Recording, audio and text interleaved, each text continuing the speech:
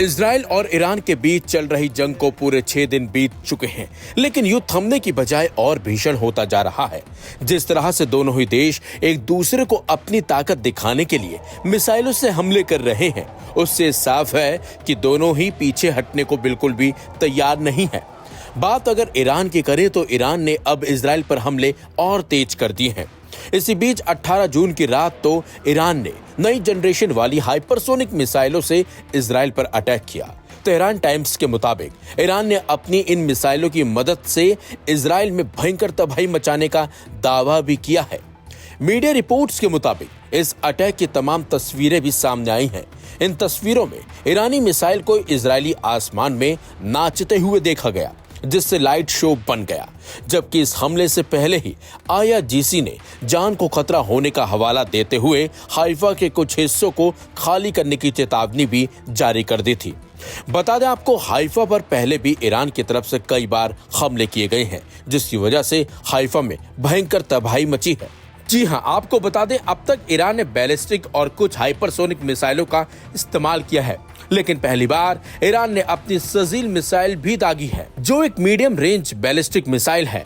एक तरफ तो ईरान इजराइल में भयंकर तबाही का दावा कर रहा है, तो दूसरी तरफ इस मिसाइल अटैक को लेकर IDF अलग ही बयान दे रहा है। टाइम्स ऑफ इजराइल के मुताबिक IDF का कहना है कि ईरान ने अपने इस नए हमले में सिर्फ एक मिसाइल ही दागी है। साथ ही साथ इजरायली सेना ने कहा कि एक व्यक्ति मामूली रूप से घायल हुआ है और सेना की तरफ से दावा किया गया है कि मिसाइल को हवा में ही रोक दिया गया था। Aim right, achieve big. At KR Mangalam University, we provide you the platform to turn your dreams into reality. At KR Mangalam University. ये ईरान के सर्वोच्च नेता द्वारा ट्रंप के आत्मसमर्पण की मांग को अस्वीकार करने के कुछ समय बाद हुआ है। दूसरी तरफ अमेरिकी राष्ट्रपति डोनाल्ड ट्रंप ने घोषणा की है कि ईरान के साथ उनका धैर्य समाप्त हो गया है। यानी कि अमेरिका भी ईरान के खिलाफ जंग लड़ने के लिए इजराइल के साथ पूरे सपोर्ट में आकर खड़ा हो गया है। इजराइल और अमेरिका अब ईरान पर दबाव बनाने की तमाम कोशिश कर रहे हैं। इजराइल की तरफ से ईरान पर मिसाइलें दागी जा रही हैं। बावजूद इसके ईरान भी पीछे हटने को बिल्कुल भी तैयार नहीं है, बल्कि सीधे सीधे जंग के मैदान में उतरकर इजराइल में भयंकर तबाही मचा रहा है। यहाँ आपको ये भी बता दें, दोनों ही देशों की इस भीषण जंग में आम लोगों को काफी नुकसान हो रहा है। खबर यह है कि इस हमले में अब तक 200 से ज्यादा लोगों की मौत हो चुकी है, जबकि 1000 से ज्यादा लोग घायल हुए हैं।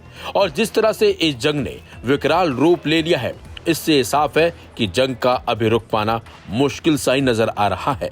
लेकिन जिस तरीके से ईरान अब इजराइल पर नए नए मिसाइलों से हमले दाग रहा है, अटैक कर रहा है, उससे साफ है कि ईरान ने भी अब इजराइल को तबाह करने की कसम खा ली है।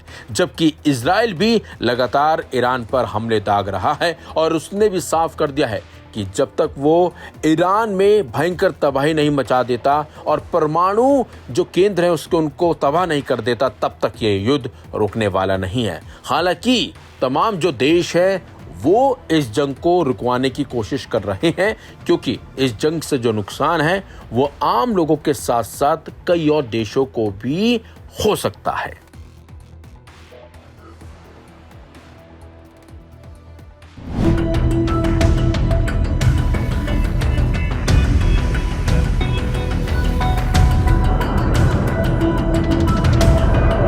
ईरान ने इसराइल के खिलाफ अपनी सैन्य कार्रवाई को तेज कर दिया है। आधिकारिक रूप से ऐलान जंग के बाद ईरान इसराइल के आसमान में मानो आग भर रहा है और बैलिस्टिक मिसाइलों के साथ हाइपरसोनिक मिसाइलों का भी इस्तेमाल किया जा रहा है।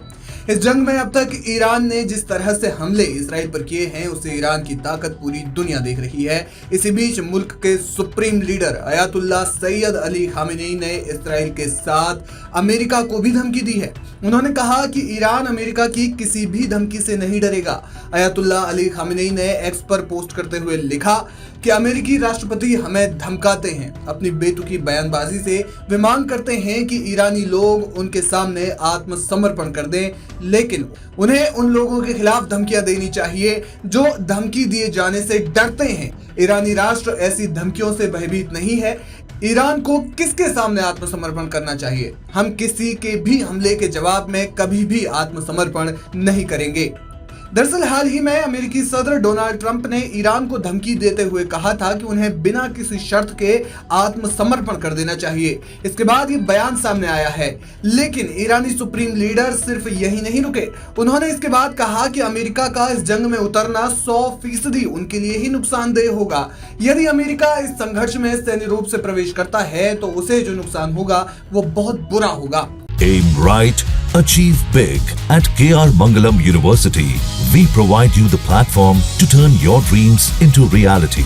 At KR Mangalam University.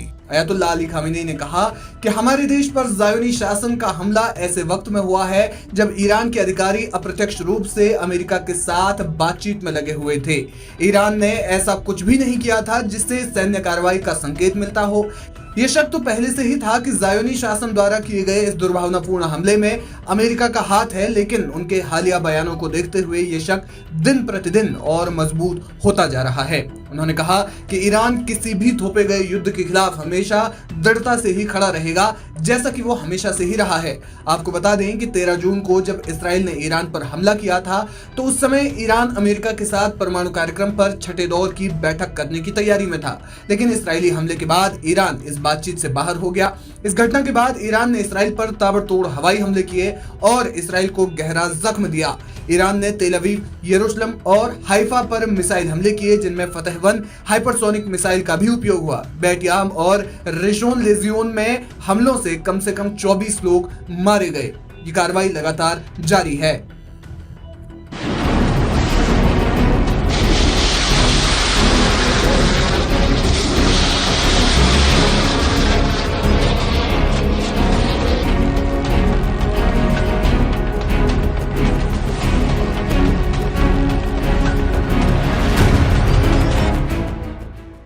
Iran और इजराइल का युद्ध अब बेहद खतरनाक मोड़ पर पहुंच चुका है।